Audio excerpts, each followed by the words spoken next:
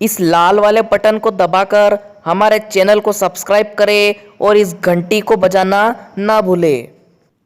टिड्डी का संसार काफी रोचक और रहस्य भरा होता है। ये कैसे हमला करती है, ये किसकी बात मानती है, आप जानकर हैरान रह जाएंगे। बहुत ही प्रशिक्षित तरीके से ये किसी खेत को निशाना बनाती है। अक्सर आप खेत में टिड्डी दल को देखते हैं जो पल भर में लगी पैदावार को चट कर जाते हैं, जिससे किसानों की मेहनत पर पानी तो फिरता ही है, साथ में उन्हें आर्थिक नुकसान भी उठाना पड़ता है। लेकिन क्या आप जानते हैं इनका हमला करने का तरीका?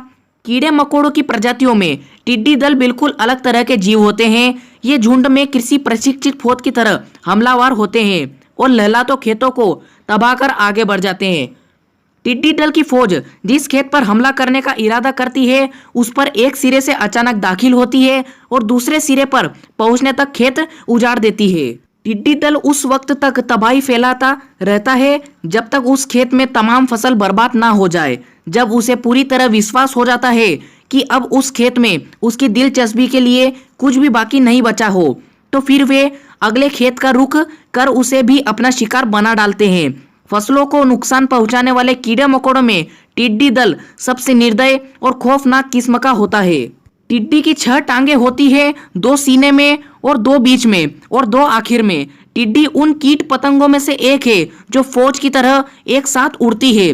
टिड्डी अपने लीडर के अधीन उसके साथ उड़ती है। उनका लीडर अगर कहीं उतरता है तो ये भी उनके साथ उतर जाती है। टिड्डी दल को खाद्यान्न और नस्ल के बढ़ावे के लिए रेतीले इलाकों की जरूरत होती है जहां वातावरण में नमी पाई जाती हो। आमतौर पर ये कीट पतंग रेगिस्तानी इलाकों में रहने को प्राथमिकता देते हैं, मगर उचित वातावरण ना मिलने पर ये फिर खेतों का रुख करते हैं।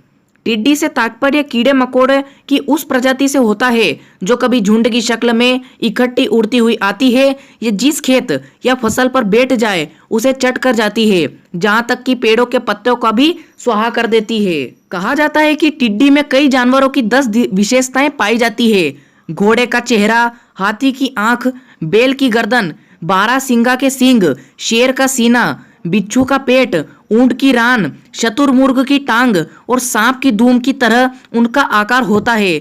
जानकारों का कहना है कि टिड्डी दल का शिकार करने के लिए रात का समय बहुत ही मुनासिब होता है, क्योंकि सर्दी के कारण उनके पैरों में शिकारी से बचने की ताकत नहीं रहती है और इनको भगाने के लिए लोग ढोल, नगाड़े और थालियां पीटते हैं, जिससे ये भाग जाती है। टिड्डी समुद्र और जलीय दोनों होते हैं, मगर समुद्री टिड्डी जल से इंसानों का आमतौर पर वास्ता नहीं होता है।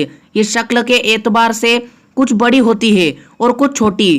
कुछ टिड्डियां का रंग लाल होता है जबकि कुछ का रंग पीला। इसके अलावा कुछ टिड्डी सफेद रंग की भी होती है। तो दोस्तों, आपको ये वीडियो कैसी लगी? आशा करता हूँ कि अच्छी लगी होगी और ऐसी ही अन्य रोचक वीडियो और तथ्यों के बारे में जानकारी के लिए हमारे चैनल को सब्सक्राइब करें और बेल नोटिफिकेशन आइकन को भी जरूर दबाएं